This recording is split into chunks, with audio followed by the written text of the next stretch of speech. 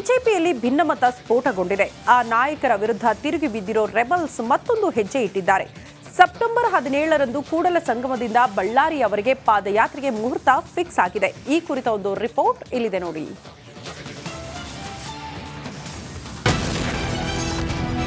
ರಾಜ್ಯ ಬಿಜೆಪಿಯಲ್ಲಿ ಅಸಮಾಧಾನ ಸ್ಫೋಟ. ಬೆಳಗಾವಿಯಲ್ಲಿ ಬಿಜೆಪಿ ಅತೃಪ್ತರ ಮೀಟಿಂಗ್. ಕಾಂಗ್ರೆಸ್ ಸರ್ಕಾರದ ವಿರುದ್ಧ ದೋಸ್ತಿ ನಾಯಕರು ಪಾದಯಾತ್ರೆ ನಡೆಸಿ ರೋಷಾವೇಶ ತೋರುವುದರ ಜೊತೆಗೆ ಶಕ್ತಿ ಪ್ರದರ್ಶನ ಮಾಡಿದ್ರು. ಇದನ್ನ ಕಂಡು ಕಣ್ಣು ಕೆಂಪಾಗಿಸಿರುವಂತಹ ರೆಬಲ್ ನಾಯಕರು ಉತ್ತರದಲ್ಲೂ ಬೃಹತ್ ಪಾದಯಾತ್ರೆ ನಡೆಸಲು ಸಜ್ಜಾಗಿದ್ದಾರೆ.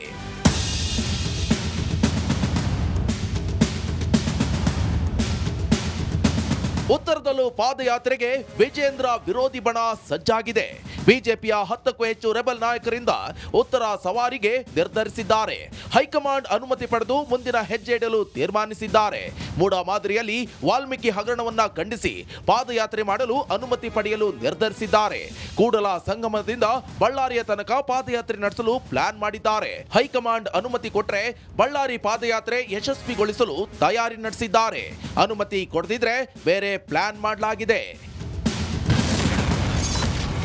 ವಿಜೇಂದ್ರ ವಿರುದ್ಧ ರೆಬಲ್ಸ್ ಕಿಡಿ. ವಿಜೇಂದ್ರ ಹಾಗೂ ಬಿಎಸ್ವೈ ವಿರುದ್ಧ ರೆಬಲ್ ನಾಯಕರು ಈಗಾಗಲೇ ಆಕ್ರೋಶವನ್ನ ವ್ಯಕ್ತಪಡಿಸಿದ್ದಾರೆ. ಸ್ವಪಕ್ಷದ ವಿರುದ್ಧ ಯತ್ನಾಳ್, ರಮೇಶ್ ಜಾರಕಿಹೊಳಿ ತಿರುಗಿ ಬಿದ್ದಿದ್ದು 12ಕ್ಕೂ ಹೆಚ್ಚು ಅತೃಪ್ತ ನಾಯಕರು ಗುಪ್ತ ಸಭೆ ನಡೆಸಿದ್ದಾರೆ. ಮೀಟಿಂಗ್ನಲ್ಲಿ ವಿಜೇಂದ್ರ ಅಸಮಾಧಾನಿತ ಶಾಸಕರನ್ನ ಸೆಳೆಯೋದು, 50ರಿಂದ 60 ನಾಯಕರನ್ನ ಒಂದುಗೂಡಿಸಿ ಶಕ್ತಿ ಪ್ರದರ್ಶನ ಮಾಡೋದು, ವಿಜೇಂದ್ರ ಹಣಿಯೋದಷ್ಟೇ ಅತೃಪ್ತ ನಾಯಕರ ನಡೆ ಎಂಬುದು ತಿಳಿದು ಬಂದಿದೆ. ಬಿಎಸ್ವೈ ವಿಜೇಂದ್ರ ವಿರುದ್ಧ ತೊಡೆ ತಟ್ಟಲು ರೆಬಲ್ ಸಜ್ಜಾಗಿದ್ದಾರೆ.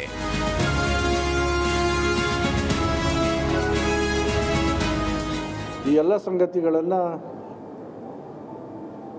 ಹೈಕಮಾಂಡ್ಗೆ, ರಾಷ್ಟ್ರೀಯ ನಾಯಕತ್ವಕ್ಕೆ ತಿಳಿಸಬೇಕು ಮತ್ತು ಬರೋ ದಿನಗಳಲ್ಲಿ ಮೂಡ ಹಗರಣದ ಪಾದಯಾತ್ರೆ ರೀತಿಯೇ ಇನ್ನೂ ಹೆಚ್ಚು ಪ್ರಭಾವಿಯಾಗಿ ಕೂಡಲ ಸಂಗಮದಿಂದ ಬಳ್ಳಾರಿವರೆಗೆ ಪಾದಯಾತ್ರೆ ಬಗ್ಗೆನೂ ಚರ್ಚೆ ಮಾಡ್ತಾ ಇದ್ದೀವಿ. ಬೆಳಗಾವಿಯಲ್ಲಿ ನಡೆದ ಬಿಜೆಪಿಯ ಘಟಾನುಘಟಿ ನಾಯಕರ ಸಭೆಯಲ್ಲಿ ಮಾಜಿ ಸಂಸದ ಸಿದ್ದೇಶ್ವರ, ಪ್ರತಾಪ್ ಸಿಂಹ, ಅಣ್ಣಾ ಸಾಹೇಬ್ ಜೊಲ್ಲೆ, ಹರಿಹರ ಶಾಸಕ ಬಿಪಿ ಹರೀಶ್, ಮಾಜಿ ಶಾಸಕ ಕುಮಾರ್ ಬಂಗಾರಪ್ಪ, ಅರವಿಂದ್ ಲಿಂಬಾವಳಿ, ಎನ್ಆರ್ ಸಂತೋಷ್ ಭಾಗಿಯಾಗಿದ್ರು. ಬಿವೈ ವಿಜೇಂದ್ರಗೆ ಟಕ್ಕರ್ ಕೊಡಲು ಪಾದಯಾತ್ರೆ ನಡೆಸಲು ಎಲ್ಲ ತಯಾರಿ ನಡೆಸಿದ್ದಾರೆ. Bureau report, republic Kannada.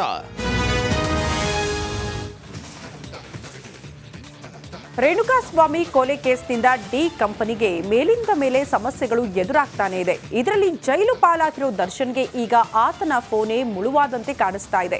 ಈ ಕುರಿತ ಒಂದು ರಿಪೋರ್ಟ್ ಇಲ್ಲಿದೆ ನೋಡಿ. ದಾಸನಿಗೆ ಕಂಟಕವಾಗುತ್ತಾ ಫೋನ್ ಕಾಲ್ ಸಮಸ್ಯೆ. 400ಕ್ಕೂ ಹೆಚ್ಚು ಫೋನ್ ಕಾಲ್ ಪರಿಶೀಲಿಸಿದ ಖಾಕಿ.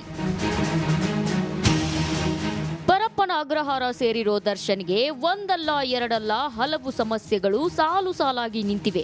ನಿನ್ನೆವರೆಗೆ ಜೀನ್ಸ್ ಪ್ಯಾಂಟ್ ಮೇಲಿದ್ದ ರಕ್ತದ ಕಲೆಯಿಂದ ಕಂಟಕ ಫಿಕ್ಸ್ ಎನ್ನಲಾಗಿತ್ತು. ಆದ್ರೀಗ ಕೊಲೆ ದಿನ ದರ್ಶನ್ ಮೊಬೈಲ್ನಲ್ಲಿ ದಾಖಲಾದ ಕಾಲ್ಗಳ ಹಿಂದೆ ಪೊಲೀಸರು ಬಿದ್ದಿದ್ದಾರೆ. ಪ್ರಕರಣ ಸಂಬಂಧ ಈವರೆಗೆ 400ಕ್ಕೂ ಹೆಚ್ಚು ಫೋನ್ ಕಾಲ್ಗಳನ್ನ ಪರಿಶೀಲಿಸಲಾಗಿದೆ. ಕೃತ್ಯಕ್ಕೂ ಮುನ್ನ, ಕೃತ್ಯದ ನಂತರ ಆರೋಪಿಗಳು ಮಾಡಿದ ಫೋನ್ ಕಾಲ್ಸ್ಗಳನ್ನ ಖಾಕಿ ಚೆಕ್ ಮಾಡಿದೆ. ಕೇವಲ ಫೋನ್ ಕಾಲ್ ಮಾತ್ರವಲ್ಲ, ವಾಟ್ಸ್ಆಪ್ನಲ್ಲಿಯೂ 100 ಕರೆಗಳು ದಾಖಲಾಗಿರುವುದು ಗೊತ್ತಾಗಿದೆ. ಕೃತ್ಯಕ್ಕೂ ಮುನ್ನ ಮತ್ತು ಕೃತ್ಯದ ನಂತರ ಪರಸ್ಪರ ಫೋನ್ನಲ್ಲಿ ಮಾತಾಡಿದ್ದಾರೆ. ಖುದ್ದು ದರ್ಶನ್ ಜೊತೆಯೂ ಮಾತುಕತೆ ನಡೆಸಿರೋದು ಸಿಡಿಆರ್ನಲ್ಲಿ ಬಹಿರಂಗವಾಗಿದೆ. ಲಾಕ್ ಆಗಿರೋ 17 ಆರೋಪಿಗಳು ಕೃತ್ಯದ ನಂತರ 50ಕ್ಕೂ ಹೆಚ್ಚು ಮಂದಿ ಜೊತೆ ಮಾತುಕತೆ ನಡೆಸಿರೋದು ಗೊತ್ತಾಗಿದೆ. ಕುಟುಂಬಸ್ಥರು, ಆಪ್ತರು, ಸ್ನೇಹಿತರ ಜೊತೆ ಹಲವು ವಿಚಾರಗಳನ್ನ ಶೇರ್ ಮಾಡಿಕೊಂಡಿದ್ದಾರೆ. ಸಿಡಿಆರ್ ಆಧಾರದಲ್ಲಿ 50ಕ್ಕೂ ಹೆಚ್ಚು ಜನರನ್ನ ಪೊಲೀಸರು ವಿಚಾರಣೆ ನಡೆಸಿದ್ದಾರೆ. ಕೊಲೆಯಾದ ಬಳಿಕ ಅಂದ್ರೆ ಜೂನ್ 8ರಿಂದ ಜೂನ್ 10ರ ನಡುವೆ 400 ಫೋನ್ ಕಾಲ್ ಡೀಟೇಲ್ಸ್ ನ ಪೊಲೀಸರು ಕಲೆ ಹಾಕಿದ್ದಾರೆ. ಹೀಗಾಗಿ ಜೈಲಲ್ಲಿರೋ ಆರೋಪಿಗಳಿಗೆ ಇದೂ ಕೂಡ ಕಂಟಕವಾಗೋದು ಫಿಕ್ಸ್ ಆಗಲಿದೆ. ಧ್ರುವರಾಜ್, ರಿಪಬ್ಲಿಕ್ ಕನ್ನಡ, ಬೆಂಗಳೂರು. ರೇಣುಕಾಸ್ವಾಮಿ ಕೊಲೆ ಕೇಸ್ ಆರೋಪಿಗಳ ವಿರುದ್ಧದ ಸಾಕ್ಷ್ಯಗಳು ಎಫ್ಎಸ್ಎಲ್ಗೆ ರವಾನೆ ಮಾಡಲಾಗಿದ್ದು, ನಾಳೆ ಅಥವಾ ನಾಡಿದ್ದು ಖಾಕಿ ಕೈ ಸೇರೋ ಸಾಧ್ಯತೆ ಇದೆ. ಹೀಗಾಗಿ ಡಿ ಕಂಪನಿಗೆ ಟೆನ್ಷನ್ ಕೂಡ ಹೆಚ್ಚಾಗಿದೆಯಂತೆ. ಈ ಕುರಿತ ಒಂದು ರಿಪೋರ್ಟ್ ಇಲ್ಲಿದೆ.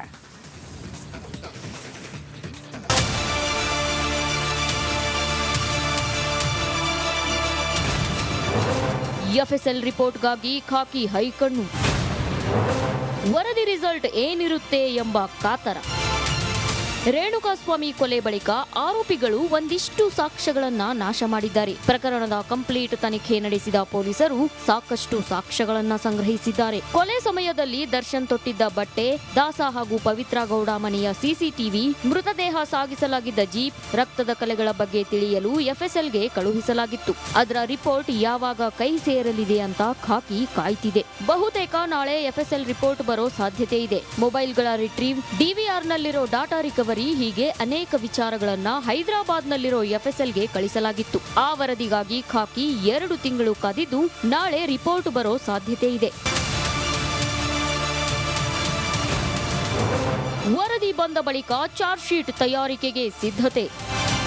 ಕೊಲೆ ನಡೆದ ವೇಳೆ ಕೆಲವೊಬ್ಬರ ಮೊಬೈಲ್ನಲ್ಲಿ ವಿಡಿಯೋ ಮಾಡಲಾಗಿತ್ತು. ನಂತರ ಅದೆಲ್ಲವನ್ನ ಡಿಲೀಟ್ ಮಾಡಲಾಗಿದೆ ಎನ್ನಲಾಗಿದೆ. ಈಗಾಗಲೇ 100 ಎವಿಡೆನ್ಸ್ ಕಲೆಕ್ಟ್ ಮಾಡಿರೋ ಪೊಲೀಸರು ಎಫ್ಎಸ್ಎಲ್ ರಿಪೋರ್ಟ್ ಬಂದ ಬಳಿಕ ಅದನ್ನೂ ಸಹ ಸಾಕ್ಷಿಯನ್ನಾಗಿ ಪರಿಗಣಿಸಲು ಪೊಲೀಸರು ಪ್ಲಾನ್ ಮಾಡಿದ್ದಾರೆ. ರಿಪೋರ್ಟ್ ಖಾಕಿ ಕೈ ಸೇರಿದ್ರೆ ದರ್ಶನ್ ಅಂಡ್ ಗ್ಯಾಂಗ್ಗೆ ಇನ್ನಷ್ಟು ಹಿನ್ನಡೆಯಾಗಲಿದೆ. ಯಾಕಂದ್ರೆ ಅದನ್ನು ಸಹ ಚಾರ್ಜ್ ಶೀಟ್ ನಲ್ಲಿ ಉಲ್ಲೇಖ ಮಾಡಲು ಪೊಲೀಸರು ಪ್ಲಾನ್ ಮಾಡಿದ್ದಾರೆ. ಈಗಾಗಲೇ ಸಾವಿರಾರು ಪೇಜ್ ಚಾರ್ಜ್ ಶೀಟ್ ರೆಡಿ ಮಾಡಿರೋ ಖಾಕಿ ಇದನ್ನೂ ಸಹ ಸೇರಿಸಲಿದೆ. ಅಜಯ್, ರಿಪಬ್ಲಿಕ್ ಕನ್ನಡ, ಬೆಂಗಳೂರು. ಮಹಾರಾಷ್ಟ್ರದಲ್ಲಿ ಮಳೆ ಅಬ್ಬರಿಸಿದೆ. ಪರಿಣಾಮ ಕರುನಾಡಲ್ಲಿ ನದಿಗಳು ರೌದ್ರ ರೂಪ ತಾಳಿದೆ. ಕೊಚ್ಚಿ ಹರಿದ ನದಿ ನೀರು ರೈತರ ಬದುಕನ್ನೇ ಮುಳುಗಿಸಿಬಿಟ್ಟಿದೆ. ಚಿಕ್ಕೋಡಿಯಲ್ಲಿ ಅನ್ನದಾತನ ಜೀವನವೇ ನೀರು ಪಾಲಾಗಿದೆ. ಈ ಕುರಿತ ಒಂದು ವರದಿ ಇಲ್ಲಿದೆ.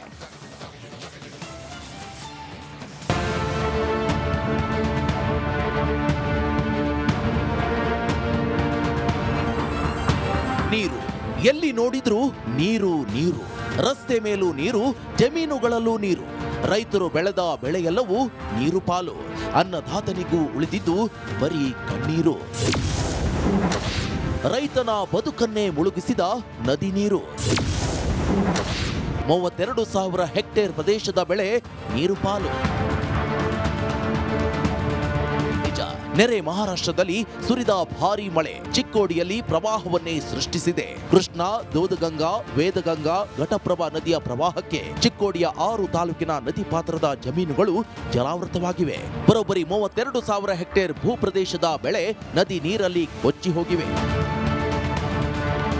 ಮುಂಗಾರು ಹಂಗಾಮಿನಲ್ಲಿ ರೈತರ ಕಬ್ಬು, ಸೋಯಾಬೀನ್, ಶೇಂಗಾ, ಉದ್ದು, ಹೆಸರು ಮತ್ತು ಗೋವಿನ ಜೋಳ ನಾಟಿ ಮಾಡಿದ್ರು. ಫಸಲು ಇನ್ನೇನು ಕೈ ತಲುಪುವ